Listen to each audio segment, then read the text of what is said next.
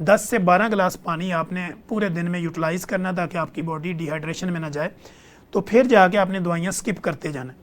Insulin अगर है तो उसको भी ख़त्म करते जाना, गोलियाँ अगर हैं तो उसको भी ख़त्म करते जाना, क्योंकि आपकी शुगर कंट्रोल होना शुरू हो जाएगी।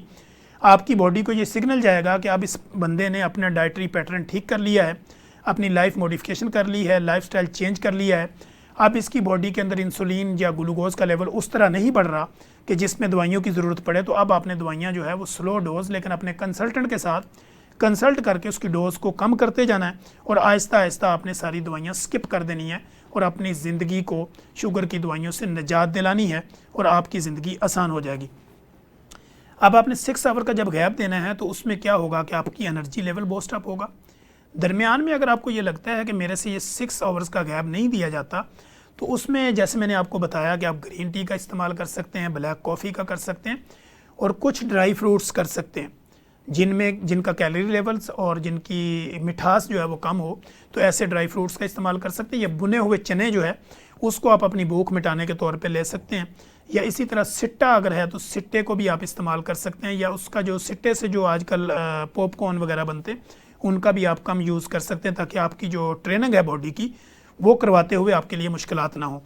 अब जब आप लंच करेंगे तो लंच और आपने टाइमिंग ये रखनी है कि नाश्ता भी आपका ऑन द टाइम हो जो ब्रेकफास्ट का टाइम होता है, इसी तरह लंच भी आपका ऑन द टाइम हो जो लंच का टाइम होता है, इसी तरह जो आपका डिनर है वो भी ऑन द टाइम हो जो कि डिनर का टाइम होता है। यानी जो आपका डिनर है, आखिरी खाना है, रात का खाना है, वो बड़ा इंपॉर्टेंट है आपकी शुगर को रिवर्स करने के लिए और ख़त्म करने के लिए।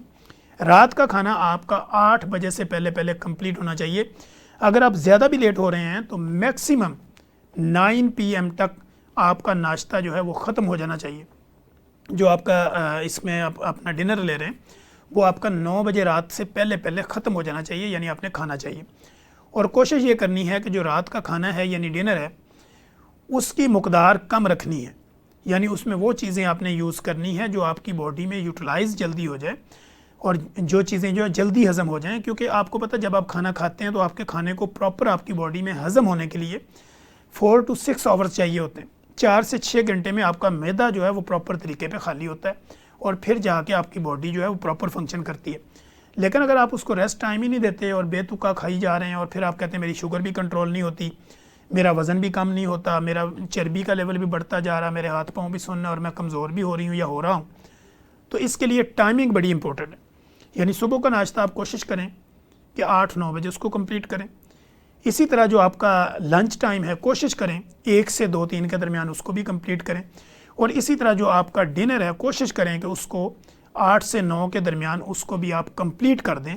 और 9 बजे से लेके फिर सुबह 9 बजे तक ये जो आपका 10 से 12 घंटे का जो गैप है, इसके दौरान आपने किसी तरह की कोई चीज़ नहीं खानी जो कि आपको रोटी की सूरत में हो, फ्रूट की सूरत में हो या किसी भी और फॉर्म में हो जो कार्बोहाइड्रेट्स की तादाद हो, वो आप नहीं ले सकते। इन केस अगर दरमियान में आपका दिल ये चाहता है कि मुझे भूख लगी है या मेरे से कुछ खाने को मेरा दिल चाह रहा है, तो आप 1 बॉयल एग ले सकते हैं। जी हाँ, 1 बॉयल एग लेंगे, कुछ भुने हुए चने ले सकते हैं, ग्रीन टी ले सकते हैं, ब्लैक कॉफ़ी ले सकते हैं, पानी का भरपूर इस्तेमाल कर सकते हैं।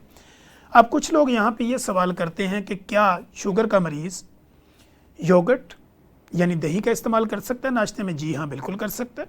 जैसे मैंने प्रोसीजर बताया वैसे करे और सुबह के टाइम जहाँ पे उसने नाश्ता लेना वहाँ पे वो योगर्ट भी ले सकता है, दही भी ले सकता है। लेकिन अगर वही दही अगर वो लंच के साथ ले ले तो क्या ही कमाल बात है कि जब वो सैलड ले और सैलड के बाद जो है वो दही का इस्तेमाल कर ले और उसके बाद वो खाना खा ले, तो ये भी उसके लिए बेहतरीन खाना हो सकता है जो उसकी शुगर को ख़त्म कर सकता है, उसकी शुगर को रिवर्स कर सकता है और उसकी बॉडी को स्ट्रॉन्ग यानी मजबूत बना सकता है।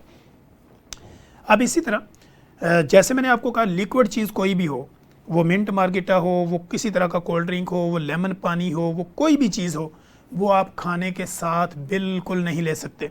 अगर आप इस फार्मूले पे आना चाहते हैं कि शुगर को मैंने ख़त्म करना है, रिवर्स करना और अपनी ज़िंदगी को आसान बनाना है, तो ये आपके लिए बिल्कुल एक रूल है कि इसको हम रिकमेंड करते हैं कि वो आप नहीं ले सकते। तो नाजरीन, ये सारी वो चीज़ें हैं जो आपकी ज़िंदगी में मिठास को बरकरार रख सकती हैं।